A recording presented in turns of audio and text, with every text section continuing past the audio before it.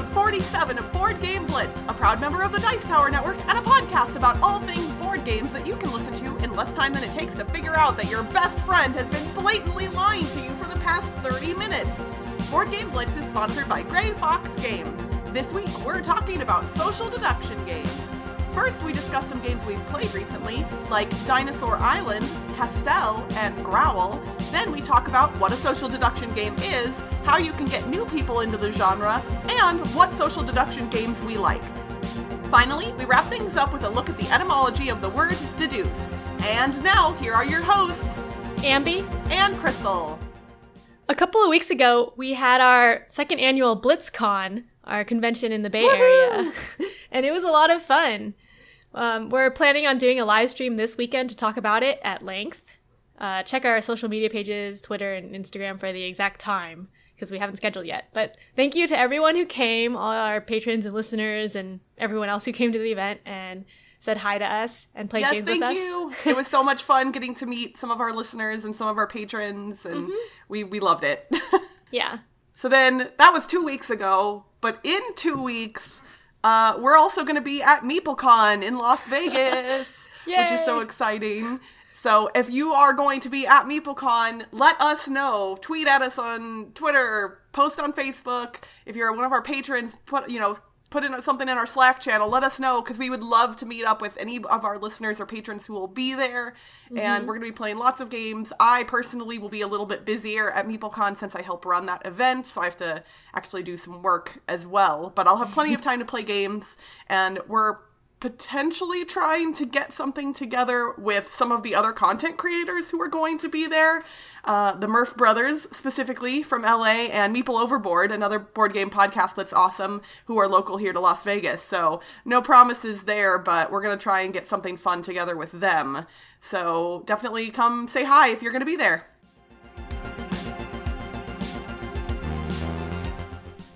I got to play a lot of games at BlitzCon.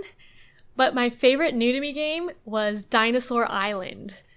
This is a 2017 game. It's for 1 to 4 players, and it says it's 90 to 120 minutes on BGG. We had a learning game of 4 players that took about 2 hours, so I guess that time seems right. Dinosaur Island is designed by Jonathan Gilmore and Brian Lewis and published by Pandasaurus Games. So this game is basically Jurassic Park, the board game. If you've heard about it, you've probably heard it described that way, but you're making a theme park for dinosaurs. Or no, you're making a dinosaur theme park for regular people. That would be really fun too, though, to make a theme park for dinosaurs. Yes. And what if there were people in cages? Would that be I'm sorry, we've gone off the rails. Anyway, Go. No, yeah, so it's a Euro game. It's basically the type of game I really like, a thematic Euro game with lots of planning. So I really enjoyed this game. So there are 4 phases in Dinosaur Island. The first phase, you're collecting DNA and collecting dinosaur recipes or something. You need to know what DNA is needed for each dinosaur, so you research them. And then the second phase, you buy different things like roller coasters or lab upgrades for your lab. And then the third phase, you're doing actions on your little sheet to build dinosaurs. Or it's not really building, it's creating dinosaurs, I guess. But to create a dinosaur, you need the right DNA, and then you use that DNA, and then you get a dinosaur. And then in the fourth phase, visitors come. But what's really cool is dinosaurs add excitement to your park, and that's what gets visitors to come, because they want to see the dinosaurs. But you also have to have high security because dinosaurs can eat people.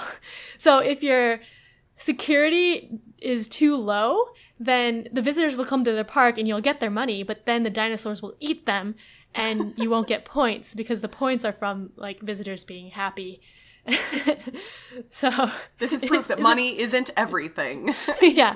So I thought that was really thematic because you get their money because they come into the park, but then they get eaten. But it was a really fun game, and Toby and I both had different strategies. Toby had a bunch of restaurants in his park because he likes food, and there's a bunch of objectives that you want to go for too, and so I was looking for that because they worked together. one of the objectives was having a bunch of DNA, and then another one was building a bunch of dinosaurs at the same time. So I basically hoarded all my DNA at the beginning and then built all my dinosaurs at the same time.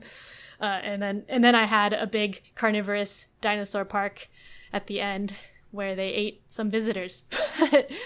But we both had completely different parks and then similar scores. So I like how there's different things you can do and still get competitive scores. But yeah, Dinosaur Island was very fun. I've definitely been intrigued by this one. Yeah. I also played the deluxe edition, which has like really nice metal coins, and the little dinosaur meeples are shaped differently for each dinosaur. I think in the regular version, there's just one dinosaur meeple shape, so it's not as cool, but I think the gameplay is the same. See, and I feel like I would want the different dinosaurs, but with a game like this, even if it looks amazing and it sounds fun, for me, since it is Euro-ish, there's, always that risk that maybe it won't, resonate with me as well. So I didn't want to back it on Kickstarter, because I've made that mistake in the past. But now, if I play it and love it, it'll be a bummer if I can't get the cool stuff. So maybe you'll be able to get upgrades somewhere later. That's true. Or somebody could be, or something. Or someone might sell their deluxe copy. Yeah. And I haven't even played it yet, but the more I hear about it, the more I think I really will like it. Mm-hmm. So that's very cool. Well, interestingly enough, I guess technically I'm also talking about a thematic Euro game because, yeah, that's what I played. So at BlitzCon, I had the pleasure of getting to be taught a game by that game's designer, which is one of my favorite things ever, basically, in board games. Getting to be taught a game by the person who designed it not only guarantees that you're learning the rules correctly, which is an issue I've discussed it on the show before that I sometimes struggle with, but I don't know, I like getting to see someone, tell you about their baby, so to speak, the thing that they love, and them sharing it with you. So, I guess I should actually say what it is. The game is Castell. It is for 2 to 4 players, designed by Aaron Vanderbeek, and published by Renegade Game Studios. And I know I'm a broken record at this point, but oh my goodness, Renegade Game Studios can do no wrong. If they were publicly traded, I would buy stock in that company because everything they put out, I just love. So this game literally just released a week ago to the public in retail. Castell is about the Catalan tradition of building human towers, which, if you aren't familiar with what that is, go on YouTube and look it up, because I've now actually I went down a little bit of a rabbit hole watching videos of this. It is fascinating.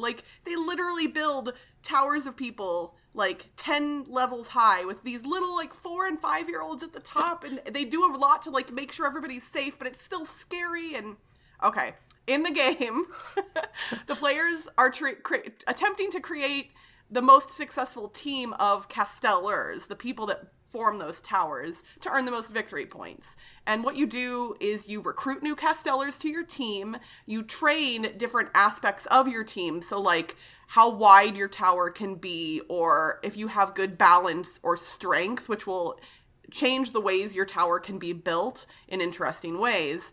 And then you take your team and you perform at festivals all across the map, which is a board you move around. And there's also local shows you can put on during the course of the game as well. And by building a better tower, you score more points. And what's interesting is for the festivals, only your best score will get you any points at the end of the game. So if you perform at one festival and get a score of, say, 12, and then you perform at another festival and get a score of 15, now your base score is 15. All the other points you earn through other stuff in the game will add on to that, but each festival, it doesn't stack on top of one another. It's just your best score. The game combines elements of set collection, pattern building, and a lot of very interesting short and long-term strategic decisions. So it is really, at its heart, a very Euro game, but the theme and the mechanics blend together so seamlessly, and I fell in love with it instantly. As Aaron was teaching and then playing with us, I was trying not to, embarrass myself by, telling him how good the game was, which I'm sure he wants to hear, and I definitely didn't hold that in entirely, but, I wanted to, steal his copy of the game and take it with me. Luckily, I've bought my own now. But I cared about my team of Castellers. They're these little cardboard chits, But, like, when I couldn't fit someone in the tower because, you know, I didn't have the right balance or strength or something else, like, I felt bad having to leave some of my people out of the tower, which is weird and interesting. I loved it. Like a lot of games that I've talked about in the past, the mechanics are really quite simple to learn, but the strategy is very nuanced and deep. And there's a lot of variability in the setup, in which cities have festivals win, and what the requirements for those festivals will be, like which types of castellers you need in your tower. So no games are going to be exactly the same. I love it, I love it, I love it. Ambie, you will love this game as well if you get a chance to play it. It sounds cool. I want to try it. And it's also really cool, like, when you learn something because of a game, like the whole Castell thing. Yeah, I had looking it up, and I will admit I had never heard of this before. Yeah, and me neither. It's so neat. I love it. Erin, if I don't think you listen to our show, but if you do, thank you so much for teaching it to me. Thank you for designing this game. This is Erin's first game, is what I was told. Like, his first design. He won the Cardboard Edison Award for it, and then Renegade picked it up. I was blown away that this is his first game. It's so polished. So, anything else, Erin, that you design? I want in. I want to know what it is, because you clearly are a very talented person. So, sorry, I got a little bit excited. I love this game so much. That is Castell from Renegade Game Studios. Another game that we both got to play together at BlitzCon is GROWL. We got a really nice email from Joey Vigor, the designer of GROWL, asking if we wanted to try it out. So he sent us some prototype copies.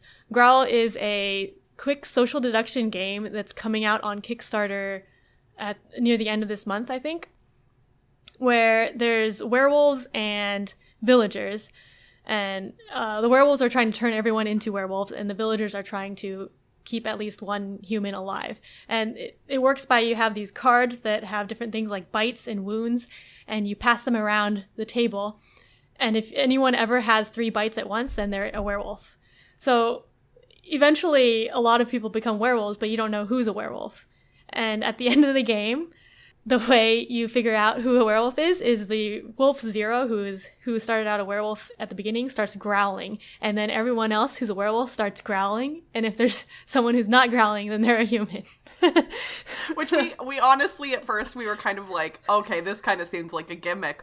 But it was surprisingly fun. Yeah. Because, first you were like, okay, so who was Wolf Zero? Who started this thing? Yeah. So they start growling. But then all of a sudden, everybody else is growling, except that one person who stayed a human, or whatever. Yeah. Yeah. So we played it a couple of times. Yeah, I really enjoyed it.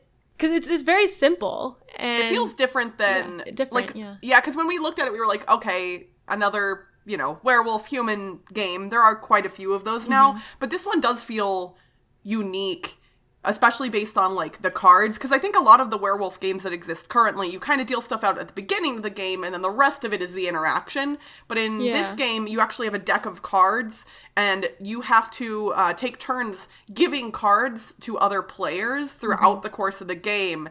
And if, like, a bite card comes up, everybody sees that somebody's about to get a bite card. And it's like, if they're a werewolf, then you're giving them more ammo to turn other people into werewolves. And if they're a human, you're potentially turning them into a werewolf. So there's a lot of interesting decisions to be made. Yeah, and at night you pass cards to the people on your left and right. And so if you get past a bite, then you know there's a werewolf next to you, but you don't know which one because you shuffle up the cards. Yeah, because only werewolves are allowed to pass bites. So if you're still human and you get 2 bite cards, you can't pass those off, and one more bite will turn you into a werewolf.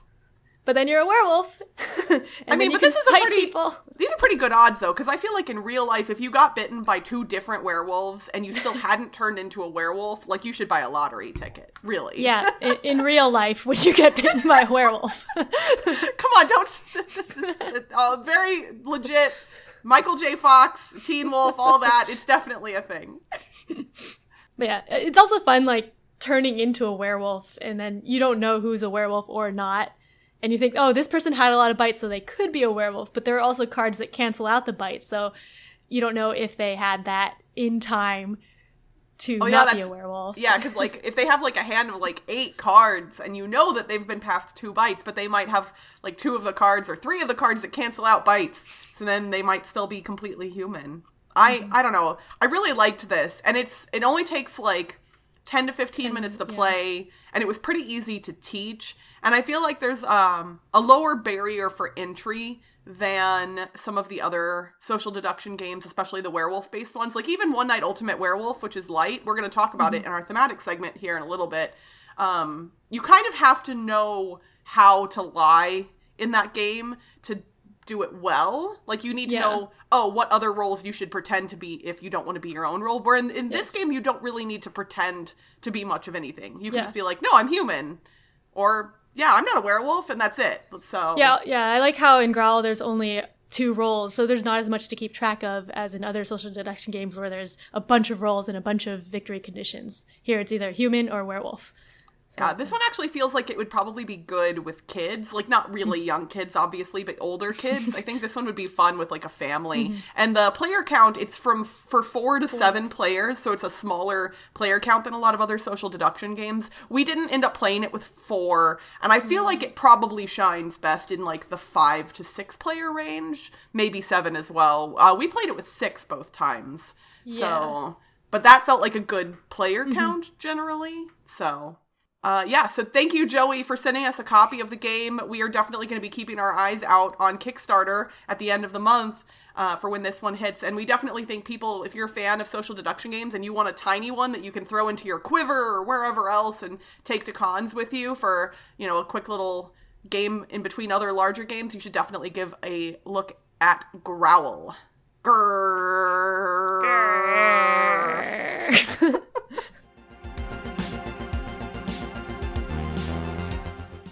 So for our thematic discussion this week, since we were talking about GROWL already, we kind of wanted to stick to that and talk about social deduction games as a whole. Just a little bit about our thoughts on the genre and what games we like. And I think I wanted to define what a social deduction game is first for people who aren't familiar. And I found on a Board Game Geek list a quote that is attributed to Ted Alspach, who most people know from a lot of the Werewolf games. So I don't actually know that Ted said this, but it was attributed to him. The quote is, "A social deduction game is a game where the goal is dependent on figuring out information that isn't readily apparent and that involves discussion among players as one of the mechanics." And I think that's a pretty solid description. Yeah, I think that's a good description. And social deduction games, I think, range a lot in the amount of deduction and social parts they have. For example, one of my favorite games is The Resistance, Avalon. That has more deduction, I think, because there's definite information that you have and you know. Whereas games like One Night Ultimate Werewolf, where things are changing and it's just people saying a bunch of stuff and you're not sure if anything is true, is more social because you're more focused on reading the players than having like tangible information. So there's a big range of social deduction games, I think. And I think social deduction is a genre that kind of gets lumped in with some other genres. When I was looking up lists of social deduction games, I actually saw a few Hidden Trader games in those lists. And while I do think that there are elements of social deduction in Hidden Trader games, I don't consider them to be the same genre, only because I feel like in most social deduction games, you win via the social deduction. Like that, if you can deduce or talk to people in the right way and get the right information, that is how you can generally win the game. Whereas in a Hidden Trader game like Dead of Winter or Battlestar Galactica, there's the mention for this episode, haven't done that in a while, then you can deduce who the traitor is or who the Cylon is, and they can even out themselves, and that doesn't actually win you the game. That information might help you do better, but it won't win the game for you. You still have to actually play the game that's on top of that. Mm-hmm. Yeah, that's true. So another thing is like a lot of social deduction games tend to be shorter than Hidden Trader games because of that, I think. Yeah, for sure. So you and I have both stated that we like social deduction games. What's your favorite part about social deduction games? So I like regular deduction games too, if you didn't notice. But I really like figuring out who the bad guy is from the different clues I get. but I also like fooling people when I'm the bad guy. I'm the same way. So in high school, I used to play Mafia a lot, which is the generic version of Werewolf, where you just play with playing cards. So I had a really amazing game in high school when I was the Mafia, and I had fooled someone by voting like against another Mafia player, so people thought I was good, and one third person like convinced everyone that I was good, and then I killed him. And then the detective, who is the person that can investigate people to see if they're the bad person, believed me so much without investigating me that she told me who she investigated and that she was the detective. And then I killed her. And so yeah, that was amazing because like throughout to the end of the game, people thought I was good, and then I won.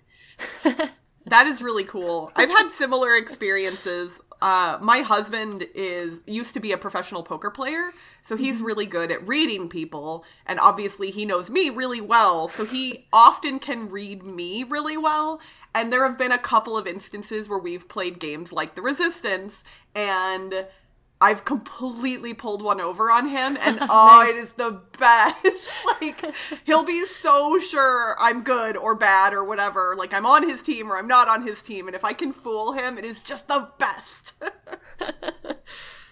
I think that thrill is great for a lot of people, but I also think that the fear of not being able to lie effectively kind of keeps some people from trying out social deduction games, and for good reason. Yeah. Like, there is definitely, some pressure there, especially if you're on a team, like, oh no, am I gonna ruin this for my team? And I think that's why a game like GROWL is kind of neat, because it lowers the barrier to entry. Yeah, and another one that I think is really good for people who don't like lying is Deception, Murder in Hong Kong. Oh yeah. I think we've mentioned before, because I think we told Cassidy that she should play it because she doesn't like social deduction games as much.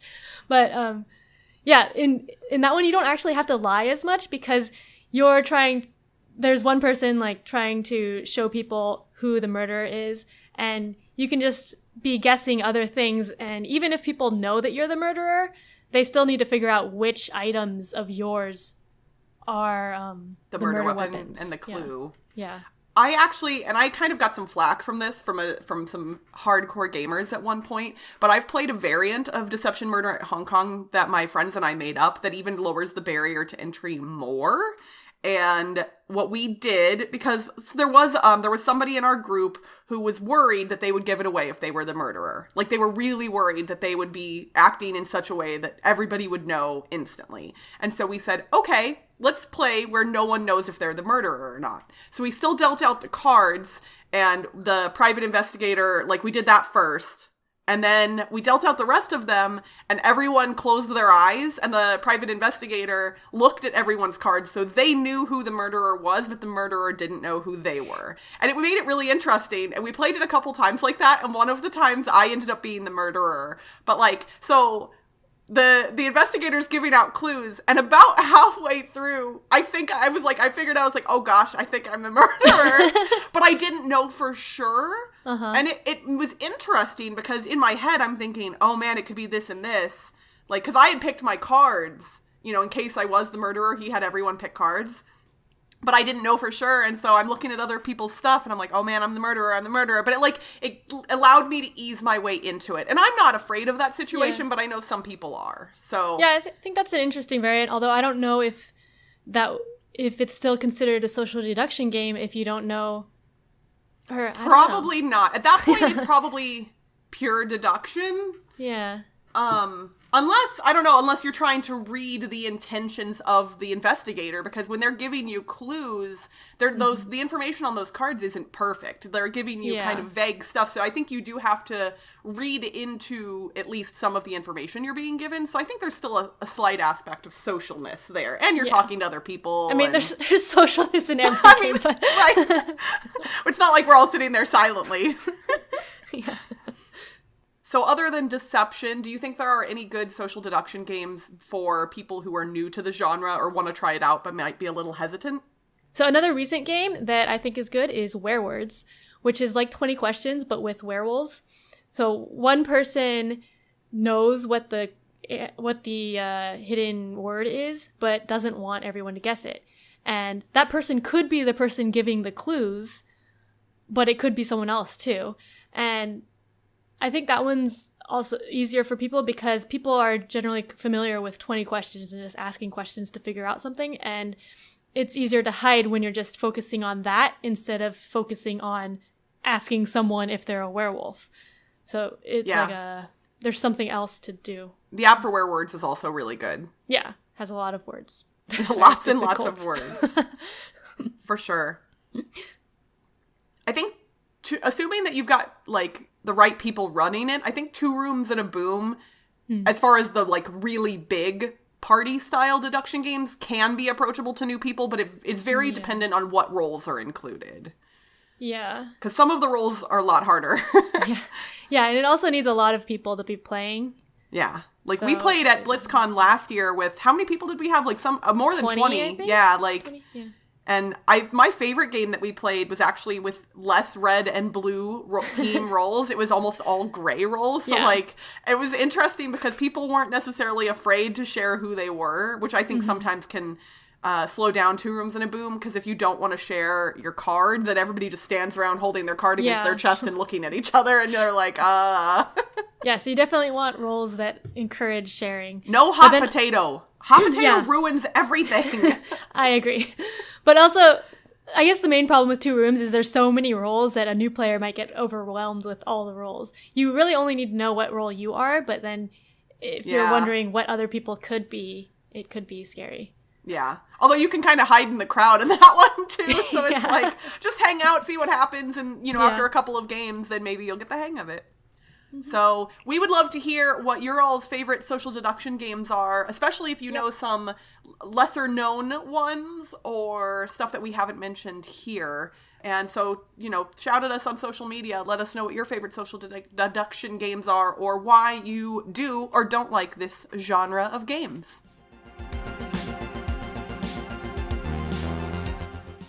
For this week's etymology segment, I'm going to explore the origins of the word deduce.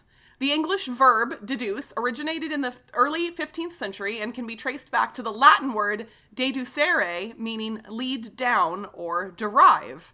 In medieval Latin, the same word meant to infer logically. The Latin parts of the word can be broken down further, de meaning down, and ducere meaning to lead. The meaning was originally literal, but modern interpretations sometimes lend themselves to the extrapolation of information or details that seem less obvious, kind of like Sherlock Holmes. It was originally meant to be used in situations where you could draw a conclusion from something already known, using logic to come to a conclusion. It still basically means that, but I feel like we use the word deduce in situations where maybe you don't have all the pieces and you're kind of filling them in with your own information. Hopefully, your new knowledge about the word deduce will help you suss out the werewolves, agents, or bad guys in your next social deduction game. And that's it for this week's Board Game Blitz. Visit our website, boardgameblitz.com, for video and blog content, as well as to get links to all our social media pages, including our Facebook, Twitter, Instagram, and Board Game Geek Guild. This episode was sponsored by Grey Fox Games. Head over to Kickstarter to check out City of Gears, a steampunk-themed area control game designed by Chris Leader and Daryl Andrews. After funding in 23 minutes, they're now smashing through lots of stretch goals. Grey Fox Games, quality games, cleverly crafted. If you're enjoying the show and want behind-the-scenes access, you can become a patron. Our patrons get access to our private Slack channel as well as other cool benefits for as little as $1 a month. Just head to patreon.com/boardgameblitz. Our theme song was composed by Andrew Morrow. Technical support provided by Toby Mao. Board Game Blitz is a proud member of the Dice Tower Network. Check out the other shows in the network by visiting dicetowernetwork.com. Until next time, are we human? Or are we werewolf? Bye, everyone! Bye!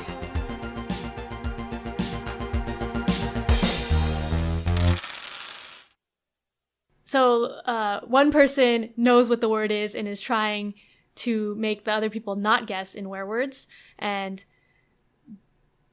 oh my gosh. Okay. Right. Bye, everyone! Bye! Oh my gosh. Bye!